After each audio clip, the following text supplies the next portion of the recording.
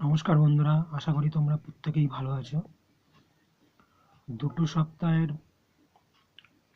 কিছুটা বিশ্রামের পর কোনো এক কারণে ভিডিওগুলো আমি আপলোড করতে পারিনি, তার জন্য ক্ষমা প্রার্থী প্রত্যেকের কাছে।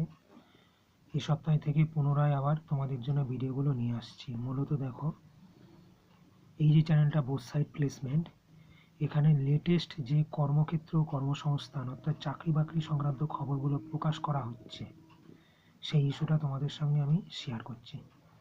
প্রথমেই দেখো, ৩৯,৪৮১ জন কনস্টেবলের এবং রাইফেলম্যানের একটা হিউজ শূন্যপদ কেন্দ্রীয় সশস্ত্র বাহিনী বা আসাম রাইফেলসের জন্য বেরিয়েছে। তার মধ্যে পশ্চিমবঙ্গেরই কিন্তু প্রায় ৫,৫০০-এর কাছে ৫,৩৯৭-এর মতো শূন্যপদ রয়েছে। এরকম একটা বড় বিজ্ঞাপন। পাশাপাশি একটা অ্যাড বেরিয়েছে, নেভিতে ২৫০ অফিসার। এটা দেখে শুনে তোমরা অ্যাপ্লাই করতে পারো। একটা আছে পাশাপাশি নিউ ইন্ডিয়া অ্যাসুরেন্সে ১৭০ অ্যাডমিনিস্ট্রেটিভ অফিসার অর্থাৎ এও অফিসার পদে রিক্রুটমেন্ট। পাশাপাশি আছে কোচিন শিপওয়ার্ডে প্রজেক্ট অ্যাসিস্ট্যান্ট।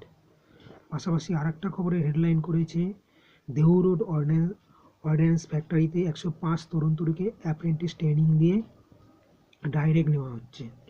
আর পাশাপাশি দক্ষিণ রেলে কিছু দক্ষ খেলোয়াড় নেওয়া হচ্ছে এবং এইচপিসিএল এ রাজস্থান রিফাইনারিতে কিছু চাকরির খবর বেরিয়েছে। মূলত কর্মক্ষেত্রের খবর বলতে এই সপ্তাহে এতটুকুই।